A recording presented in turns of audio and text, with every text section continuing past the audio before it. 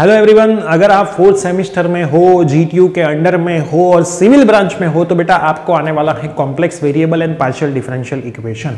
तो ये complex variable and partial differential equation का हमने एक पूरा कोर्स बनाया है, उसका डेमो लेक्चर पहले बेटा आप देख लो। डेमो लेक्चर देखने के बाद मैं पूरी बातें आपसे इस कोर्स के रिगार्डिंग करूंगा, तो पहले देख लीजिए आपके ही कोर्स के एक टॉपिक का डेमो लेक्चर। मंजिलें उन्हीं को मिलती हैं दोस्तों जिसको सिर्फ मंजिल ही दिखाई देती है।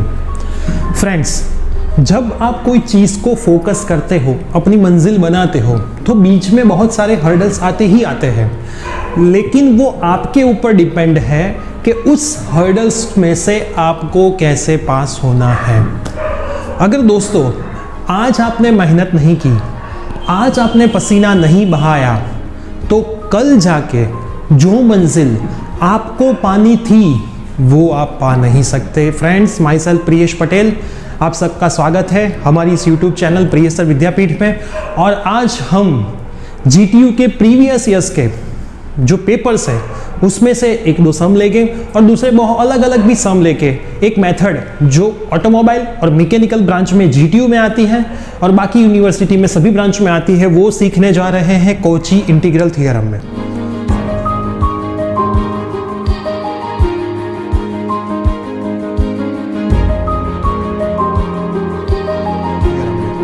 फ्रेंड्स, पहले तो कॉची इंटीग्रल थ्योरम समझने के लिए आपको आगे के लेक्चर के जो टॉपिक्स हैं वो समझने ज़रूरी है। आगे के लेक्चर के टॉपिक्स मतलब प्रीवियस चैप्टर्स जो है उसमें जो टॉपिक है वो सीखने पड़ेंगे, लेकिन वो तो हमारे कोर्स में अवेलेबल है। कोर्स की बात हम लास्ट में करते हैं, अभी हम समझते हैं। आई होप कि आपने कोर्स ज्वाइन किया है तो आपको ये इजीली पता चल जाएगा। नहीं ज्वाइन किया है तो आपने शायद कॉलेज में सीखा होगा, तो आप यहाँ पे चेक करें कि कितना छूटा है और उतना यहाँ पे लर्न कर दीजिए। जो मंजिल में बीच में हर्डल्स आई है वो हर्डल्स को यहाँ पे हम अच्छे से पास कर लेंगे। सो फ्रेंड्स, अगले कुछ मिनटों के लिए आपका ध्यान स्क्रीन के ऊपर होना चाहिए। आपकी पेन और नोटबुक निकाल लीजिए, साथ में लिखोगे तो मज़ा आएगा, वरना मज़ा ना भी आए। कॉची इंटीग्रल थ्योरम, देखो दो थ्योरम है। कॉम्प्लेक्स इंटीग्रेशन, कॉम्प्लेक्स का पार्ट है उसमें, कॉम्प्लेक्स इंटीग्रेशन एक चैप्टर है, उसमें एक टॉपिक मैंने उठाया है कॉची इंटीग्रल थ्योरम। मैं थ्योरी में बहुत नहीं घुसता, मैं डायरेक्ट सम शुरू करता इक्वेशन देके। तो आप में से कोई ऐसे कमेंट करता नीचे कि सर थोड़ा बहुत तो थ्योरी का नॉलेज दो, लेकिन एज एन इंजीनियर मैथ्स में हमें थ्योरी नहीं सीखनी चाहिए। वो बीएससी एमएससी वाले बंदे सीखे, क्योंकि उनका कोर्स मैथ्स है। हमारा फोकस हमारी ब्रांच है, मैथ्स नहीं है। मैथ्स तो एक पार्ट है जो हमें पास करना है, क्योंकि लाइफ का जो मैथ्स है वो तो आगे जाके एग्जाम दोगे जो लाइफ की आने वाली है, इंजीनियरिंग खत्म होने के बाद उसमें सीखने को मिलने वाला है। So friends, if f of z is an analytic function and f dash z is continuous at each point inside and on a close curve c, then f of z d z equal to 0। Sir ji कुछ पता नहीं चला, सब bounce गया। मुझे पता ही था कि सब बाउंस ही जाने वाला है, क्योंकि डेफिनेशन से कभी कुछ नहीं पता चलता। पता चलता है जब रियल लाइफ उसको अप्लाई करते हो तब। फिजिक्स में कोई रूल होता है वो डायरेक्ट नहीं पता चलता। एज अ फिजिक्स टीचर मैं आपको बोलूँगा कि फिजिक्स का जो कोई रूल है अगर मैं आपको समझा दूँ तो आपको डायरेक्ट पता नहीं चलता। જેમ કે ન્યૂટનનો ત્રીજો નિયમ, આઘાત અને પ્રત્યાઘાત વાળો, બધાને ખબર હશે। તો એ ક્યારે ખબર પડે? જ્યારે હું તમને લાફો મારું તો સેમ તમે મને પાછો લાફો આપો, तो ये रियल लाइफ में एग्जाम्पल बनी जाए फ्रेंड्स। तो मजाक नहीं बात है। सो दोस्तों, f of z d z is equal to 0 मैं मेरे स्टूडेंट्स को कैसे याद रखवाता हूँ? सर्कल का जो रीजन है अगर पॉइंट उसके बाहर है तो Cauchy integral theorem answer equal to 0। बहुत सारे बीएससी वाले जो सर हो गए, एमएससी पीएचडी किया होगा मैथ्स में, वो बोलेंगे ओ ऐसे थोड़ी याद रखते हैं। भाई हमें जो मंजिल तक इजीली पहुंचा दे वही हमारा रास्ता। सिंपल बात है ना, हमें जो मंजिल तक इजीली पहुंचा दे वही हमारा रास्ता। थ्योरी में क्यों पढ़े, जाना तो वही रास्ते से। मैं इसलिए ये सारी ट्रिक्स नहीं पाता हूँ क्योंकि जेडब्ल्यू और नीट में भी ऐसा ही होता है बच्चों। लंबी लंबी मेथड्स भी होती हैं जो पीएचडी वाले सर बनाते हैं और शॉर्टकट हम बनाते हैं जो हर एक सब में अप्लाई होती है। सो मैंने भी यहाँ पे शॉर्टकट निकाल दिया है कि हमें जो रीजन दिया हो, पॉइंट उसके आउटसाइड हो, तो आंसर 0, कॉची इंटीग्रल थ्योरम। अभी आप बोलोगे सर ये मजा आया, इसमें थोड़ा नहीं मजा आया था। आपने बोल दिया कि सर एक सर्कल बनाओ जो रीजन है उसके अगर पॉइंट बाहर है तो आंसर 0। इसमें थोड़ा सर पता चला, मुझे भी पता चला, इसलिए मैं आपको समझा रहा हूँ। और मैं आपको इसलिए इतना शॉर्ट ट्रिक में समझा रहा हूँ क्योंकि ये सब मैंने मेरे टाइम पे शॉर्ट ट्रिक से सीखा था सारा और हर एक जगह पे अप्लाई हुआ और आज तक मैं अप्लाई करता हूँ। चलिए पहला सम हम देखते हैं, integration d z plus 4 mod z is equal to 2। आप बोलोगे सर वो जो सर्कल बनाना था वो सर्कल हमें कहाँ से बनाना है, तो भाई लोग ये दिए गए पीछे देखो, हर एक सम में पिच्चू दिया है। बोल भी दे सकते हैं कि भाई सर्कल का ये रीजन है, सर्कल का ये रीजन है, सर्कल का ये रीजन है। Okay, mod z is equal to 2। समझना, जो भी हमारा सम में दिया हुआ इक्वेशन है उसको z minus z0 mod is equal to r के साथ हमें कंपेयर करना है। Mod z minus z0 is equal to r के साथ हमें कंपेयर करना है। तो चलिए z minus z0 is equal to r के साथ मैं इसको कंपेयर करता हूं। ढिचके आऊं ढिचके आऊं ढिचके आऊं, किया कंपेयर। एक लड़की को देखा तो ऐसा लगा जैसे यहाँ पे z0 नहीं है। अब बोलोगे सर आपने बोला कंपेयर करो, लेकिन यहाँ पे z0 कहाँ है, नहीं है ना। लड़की को देखा तो ऐसा लगा, लेकिन लड़की है ही नहीं, तो कैसा लगेगा। चलिए दोस्तों, z0 यहाँ पे नहीं है तो हम क्या करेंगे, तो सेंटर 0 0। सिंपल, देखो यहाँ पे कंपेयर करें अगर z minus z0 is equal to r, तो यहाँ पे भी z0 नहीं है, कोनो बात नहीं, यहाँ पे है। ये समर 2015 का सम है, यहाँ पे कुछ है, देखो z0 जैसा कुछ दिख रहा है। क्लियर, ओके चलो। तो यहाँ पे हमने कंपेयर किया, कुछ है नहीं, तो उसका मतलब इसका जो सेंटर है वो दोस्तों 0 0 है, इसका भी जो सेंटर है वो दोस्तों 0 0 है, और सामने रेडियस दिख रहा है। यहाँ पे दोस्तों r आएगा ना, तो r इक्वल टू कितना है 2, यहाँ पे r इक्वल टू कितना है 1/2। अभी इसमें आप दोस्तों z0 क्या होगा 1 होगा, तो z0 इज इक्वल टू 1, मतलब इसको हम x एक्सिस के ऊपर मान ले तो x एक्सिस 1 और y एक्सिस 0 होगा, मतलब ये हमारा सेंटर होगा सर्कल का, और रेडियस सामने वाला 1 होगा। क्लियर है। आप बोलोगे सर साइन कहाँ गई -1 की, अरे भाई इन्नू माइनस है, इन्नू भी माइनस है, यो माइनस, तो यो वाला माइनस यो हो गया, गुम हो गया। यो वाला माइनस और यो वाला माइनस, दोनों जगह पे अगर माइनस है तो वो तो नहीं रहेगा ना भाई। देखो इसके इजी वे में बताऊं आपको, z minus 1 is equal to z minus z0। यो गया, डिच के आओ, तो क्या बचूगा -1 is equal to minus z0, minus minus गया तो z0 इज इक्वल टू क्या बचूगा 1 बचवा। क्लियर है दोस्तों, पता चला दोस्तों, डन है दोस्तों। ओके दोस्तों, तो देखो मैं इतने धीरे धीरे आपको पढ़ा रहा हूँ, लेकिन एक बार समझ में आ गया ना तो आप इसको यू चुटकियों में सॉल्व करना सीख जाओगे।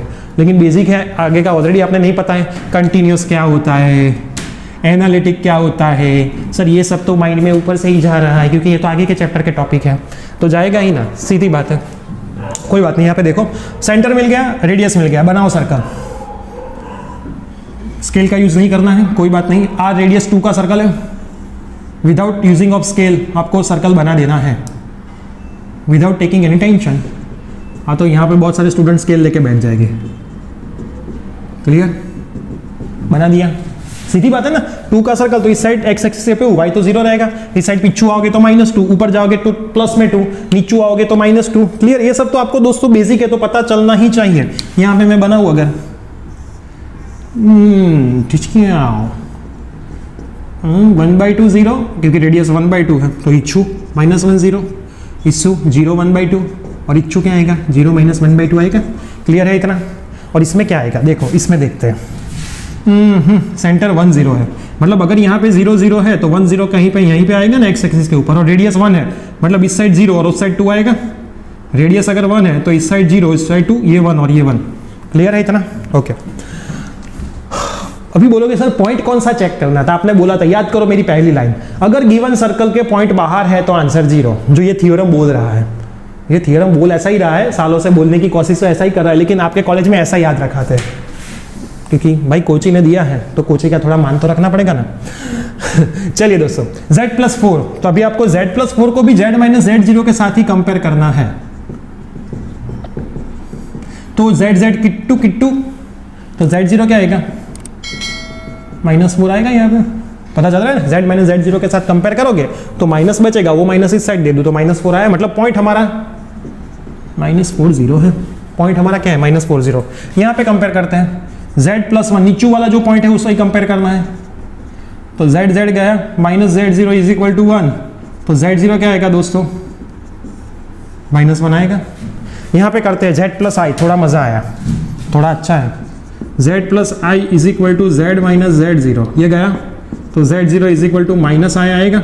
अभी इसके लिए कॉम्प्लेक्स का फंडा समझना पड़ेगा जो प्रीवियस लेक्चर में आता है। तो आप देख रहे हो कि हर एक चैप्टर के ऊपर डिपेंड होते हैं। आप बोलोगे मैंने कोर्स लॉन्च किया है फुल सिलेबस का और बीच में चैप्टर वाइज भी मैंने रखा था, तो ये चैप्टर मांगते थे। अभी यार इसको आपको ये ही फॉर्मूला सेटअप करने का पता नहीं, एनालिटिक पता नहीं, कंटिन्यूअस पता नहीं, तो डायरेक्ट ये चैप्टर सीख के क्या करोगे? सिंपल बात है ना, इतना लॉजिक तो लगता है कि आगे वाले चैप्टर के ऊपर ये सारे चैप्टर डिपेंड है। अभी आपको चेक करना था कि ये जो हमारा पॉइंट है ये गिवन रीजन में है कहीं पे। मैंने पूरा एक्स एक्सिस के ऊपर लिया है, आप वाई एक्सिस के ऊपर भी ले सकते हो। देखो ये एक्स एक्सिस के ऊपर लिया है -40, आप -40 को वाई एक्सिस के ऊपर भी मान सकते हो, ऐसा भी मान सकते हो। लेकिन ये दोनों पॉइंट, एक पॉइंट कहां पे होगा? यहीं पे कहीं पे होगा, और एक पॉइंट यहां पे कहीं पे होगा। दोनों पॉइंट बाहर ही हो गए, ये लाइन पे आ गए, ये लाइन पे कहीं पे आ गए। दोनों पॉइंट कहां हो गए दोस्तों? बाहर ही हो गए, तो इसमें आपको टेंशन लेने की जरूरत नहीं है। तो दोनों पॉइंट बाहर है तो लिख देने का here by the given region center is 0 0 and radius r equal to 2. So from shown in the figure the point -40 it's outside the given region. So from the Cauchy's integral theorem dz बिच्छू में लिखना है भाई equal to बहुत बड़ा 0। Answer आ गया। अभी यहाँ पे हमें लिखना है, देखो -10। आप बोलोगे सर -10 है पॉइंट हमारा, तो -10 लो या फिर 0 -1, मुझे कोई दिक्कत नहीं है, बुक में -10 ही होगा। यहाँ पे कहीं पे आएगा आगे, ये नीचे कहीं पे आएगा, तो बोल दो कि here from the given criteria of the circle centre is 0 0 and radius is 1/2 and the given point -10 या फिर 0 -1 it's outside the given region, it's outside the given region. So from the CID नहीं CIT 3z² + 7z + 1 upon z + 1 dz is equal to 0। यहां पे आप check करो, आपका point है, इसको आपको कंपेयर करना होगा x प्लस आई वाई के साथ, माइनस मत रखो, x प्लस आई वाई के साथ। x प्लस आई वाई के साथ अगर आप इसको कंपेयर करोगे तो आपकी y की वैल्यू क्या आएगी दोस्तों? -1 आएगी। चेक करो, x तो कुछ है नहीं, मतलब 0। देखो मैं यहाँ पे लिख के बताता हूँ, 0 प्लस यहाँ पे बीच में माइनस है, -i। चेक करो x 0 और y क्या है? -1 है, दिख रहा है -1। i कट हो जाएगा तो -1 बचेगा। क्लियर? तो वैल्यू क्या है? 0 -1। इस बार y एक्सिस के ऊपर ही वैल्यू है, इसको x एक्सिस पे सेट मत करना। ये सारा बेसिक फंडा बताओ ना, तो ये पता, तो 0 -1 तो कहीं पे यहीं पे आएगा ना। So from the given region the point 0 -1 is outside the circle. So from CIT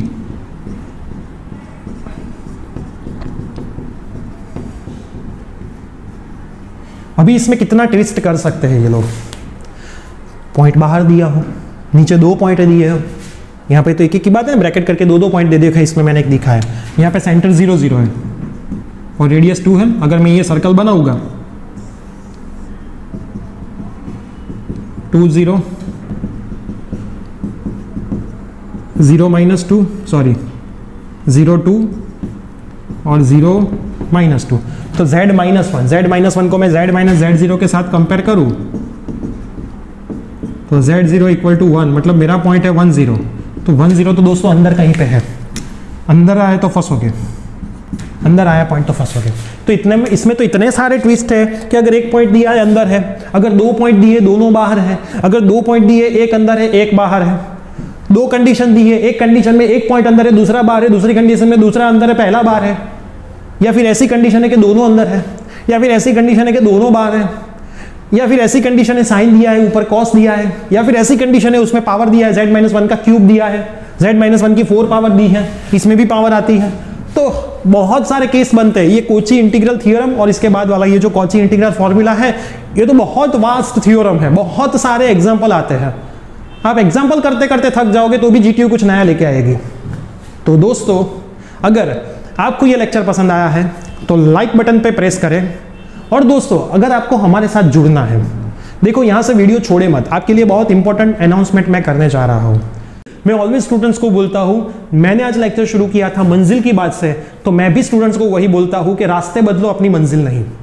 अगर आप किसी भी ऐसी चीज पे ऐसे 200 रुपीज इन्वेस्ट करते थे जो आगे जाके आपको कुछ काम में नहीं आने वाला था, तो आप इन्वेस्ट करें हमारी एप्लीकेशन पे, इस कोर्स पे।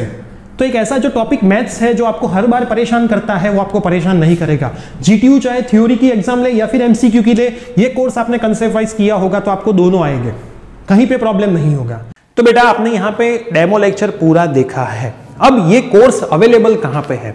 हमारी एप्लीकेशन प्रिय सर विद्यापीठ, जिसकी लिंक मैं नीचे डिस्क्रिप्शन बॉक्स में दे रहा हूँ, app store and play store दोनों में अवेलेबल है। आप देखोगे तो फिर एप्लीकेशन के अंदर लॉगिन करोगे, तो लॉगिन करने के बाद आपको डेस्कटॉप व्यू में यहाँ पे नीचे एक स्टोर नाम का सेक्शन दिखाई देगा, STORE। ये डेस्कटॉप व्यू है इसलिए यहाँ पे है, आपको मोबाइल व्यू में यहाँ पे नीचे दिखाई देगा मोबाइल में।